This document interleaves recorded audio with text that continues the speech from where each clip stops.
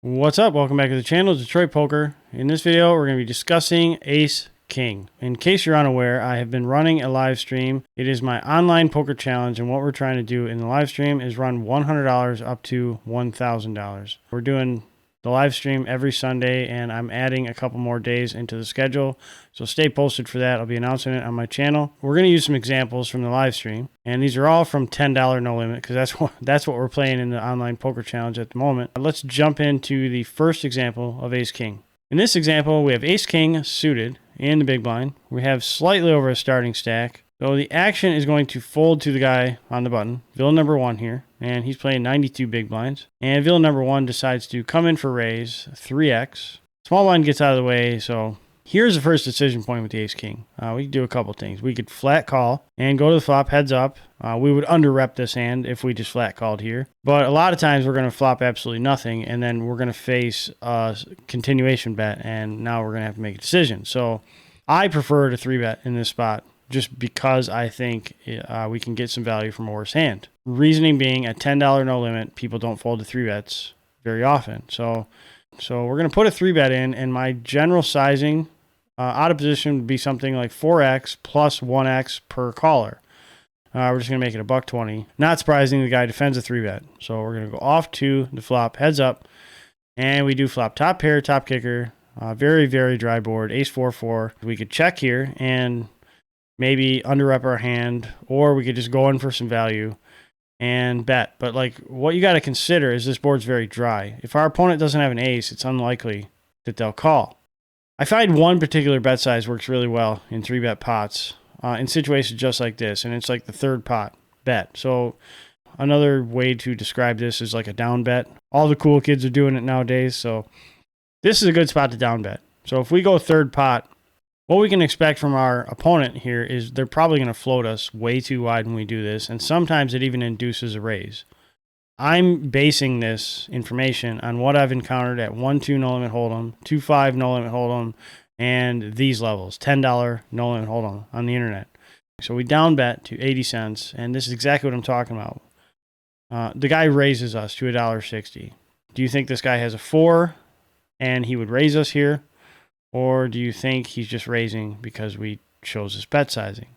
Let's just kind of think about this logically. If this guy had a 4, he's looking at a super dry board and a weak bet from his opponent. Why would he ever raise here? I think this is a little fishy. The question is, what do we do? Do we just call? Do we re-raise? If we just call, we keep the guy's range as wide as possible, right? If we click it back and raise again, now we're going to force this guy to have something to call with. Let's say we make it 350, right? Do you think this guy's going to call now with just no pair, no draw? Probably not. What's the worst hand he would call with? I don't know, maybe an ace. The bad news is that if we click it back and 3-bet this guy, we're going to force the guy's range to tighten up, and he could have a 4 in his range if we put that much pressure on him. So I think the only course of action is to call and just reevaluate the turn. So that's what we do. We make the call, and we go after the turn. It's a 9 of diamonds. So it does put a backdoor flush draw on board, but as far as I'm concerned, it doesn't really change anything, right? Check it over, and then, but our opponent checks back. And this is a pretty big morsel of information. Like, it's very unlikely this guy would check through with a hand that's beating us. So if I had to guess what he has, it's like airball, no pair, no draw, or maybe some sort of weak ace, maybe like a pocket pair in between 4 and ace, that just called pre-flop and then raised us on the flop because he thought we were weak. So if he had a 4, I think he would continue betting, but he doesn't. So we're going to the river, and the river is a king. But this really doesn't change anything, in my opinion. I think we have the best hand anyway, and the king doesn't really matter. We didn't need the king to win this hand, I don't think, but I could be wrong, right? So at this point, I think we're going to have to go in for some value, right? We're going to have to target a range that's pretty weak, right? If this guy wants to be a hero, what would he call off if he had a weak ace? What would he call if he had, I don't know, pocket 10s or something, pocket jacks? He's not going to call a lot. Based on the way that we played this hand, this guy may have an incorrect assumption that we have a weaker hand than we do. I think starting out with a half pot bet is probably a good idea, so that's what we do. And we do get the call. We're going to show the ace-king down, and I'm pretty sure it's good. And our opponent shows ace-6 of hearts. The down bet did get this guy to make a bad raise and raise a hand that is inferior to ours. It's worth mentioning he probably would have called a bigger bet on the flop, but we don't know that the guy has an ace when we flop aces and 4s with ace-king. You know what I mean?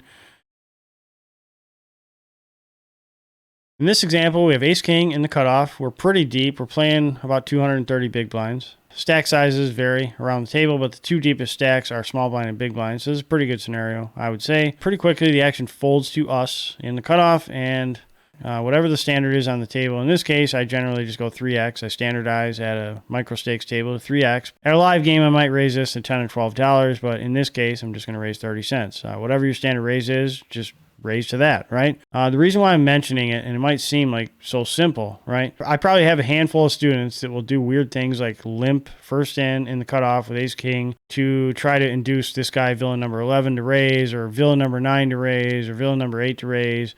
I just think that's fancy play syndrome.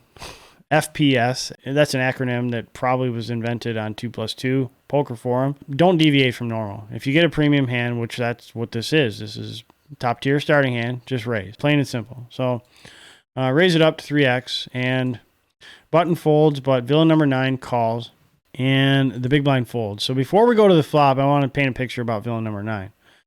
Okay, villain number 9 is playing approximately 70% of their hands. They're selectively aggressive in a lot of spots, and if I had to describe the tendency of this player in a nutshell, station that plays way too many hands. So that's the information we have to go forward. So let's take a flop.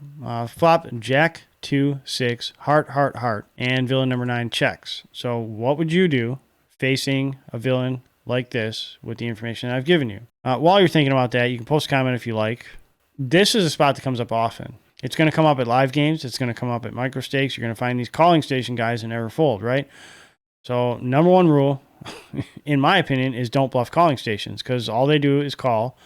And why do we not want to bluff this guy? What do we have to fall back on if they call? Nothing, right?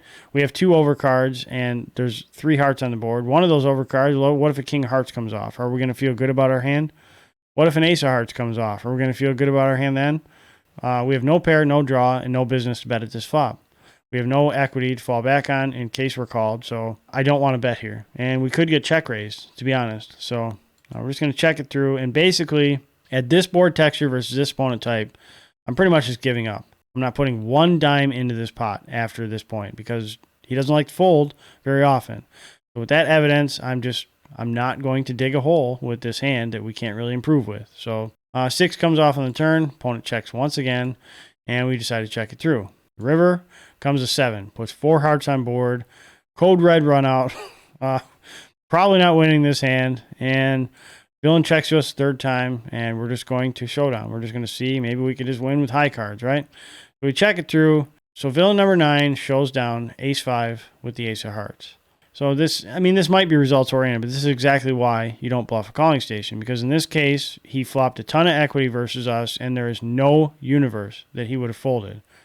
Like, frankly, I could have probably just moved all in for $16.10, and dude would have probably called. By not c-betting here, we saved money. That might keep you in a better frame of mind, less frustration, and it might help you navigate better in the future. It might help you make better decisions in the future, not being frustrated by trying to barrel this dude off a hand, right? Don't forget to stop into my live stream. We're doing it every Sunday, usually at 8 p.m. Eastern time, but I might mix the time up here and there. Make sure to be subscribed to the channel and have the alert bell clicked so you don't miss any of my uploads and or live streams. Take a look at some of my other videos over there. Also, stop by the website, DetroitPoker.net, and get yourself some brand new Detroit Poker merchandise.